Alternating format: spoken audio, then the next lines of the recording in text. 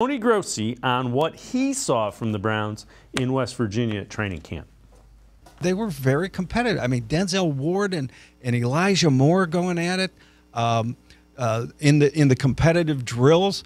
You know, Obo like dominated both Hudson and the backups. In time. Yeah, well, they're going to be important. I came away from it thinking that there is a method to Stefanski's madness that just might work. We won't know until they play Cincinnati and Pittsburgh. You know, if they lay eggs both of those games, we're going to ride them terribly for the way it started. But right now, the team seems to be in great mental shape and in great physical shape, and are having competitive practices. With that, let's welcome in Tyler Johnson, Faithful Dogs Podcast Network 216. Tyler, that's one of the things you want to hear. You want to hear early in training camp, they're getting after it. The two fights were, you know, dust-ups and skirmishes.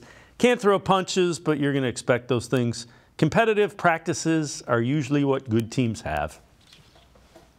Exactly. And hearing Grossi say that, you want to hear that the Browns are having competitive periods like that. And I think some people were a little bit worried when you are in Greenbrier. You only have 2 days of pads, and they're like, well, what are they really doing when they're down there? Kevin Stefanski likes a slow ramp up, and I personally don't see anything wrong with that. As long as the Browns are ready to go week one, that's really all that matters. And the Browns have 4 preseason games this year instead of 3. So you know what? Taking a slow approach, there's nothing wrong with that. It is going to determine, again, was this all worth it when we get to week 1, week 2 of the season? I mean, we'll find out, but I love seeing some of that intensity. You can see some of the highlights that were posted by beat reporters, but also just Brown social media.